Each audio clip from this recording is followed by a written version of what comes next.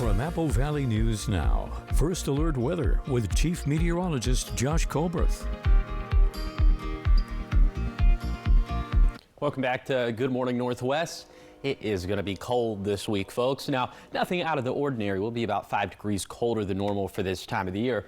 So for today, these aren't the lows, these are the highs. We'll be in the 30s across the map, even some 20s in the Blue Mountains, but 35 for the Tri-Cities, 35 for Yakima, 31 for Ellensburg. And then for tonight, this is when it gets real cold, as we'll be down into the 20s, 20 for Ellensburg, 22 for Sunnyside, 22 for the Tri-Cities. Doesn't look like we have any teens on the map, so I guess we'll take that as a win. Okay, here are the high temperatures over the next 7 days in the Tri-Cities. You see, we'll keep it in the same territory through Thursday, which is January 1st, so 5 degrees colder than normal for this time of the year, but then highs surging upwards after that. By Sunday, we'll be about 5 to 10 degrees warmer than normal for this time of the year. That'll put us around 50 degrees in the Tri-Cities. And then in terms of those low temperatures, we'll still be in the low 20s through Wednesday night. A little transitional night for Thursday night, and then back up around freezing for the nights of Friday, Saturday, and Sunday.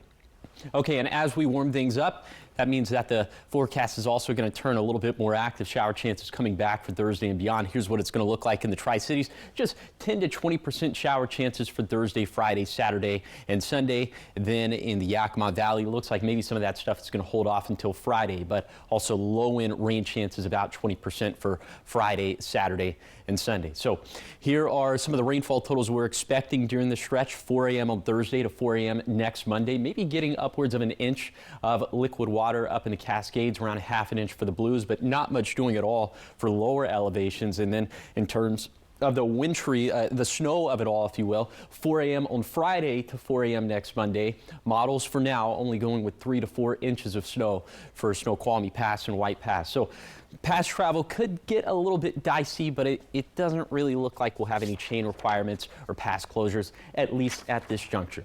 Okay, here's a 7-day forecast for the Tri-Cities. Cold and dry through Wednesday, then perhaps a flurry or two for New Year's Day. In Yakima, keeping the forecast dry through Thursday, then maybe a wintry mix possible Saturday and Sunday.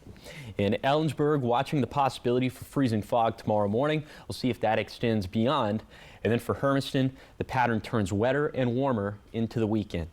And finally, for Walla Walla, also seeing that pattern flip towards the end of the week and maybe some snow mixing in by Saturday.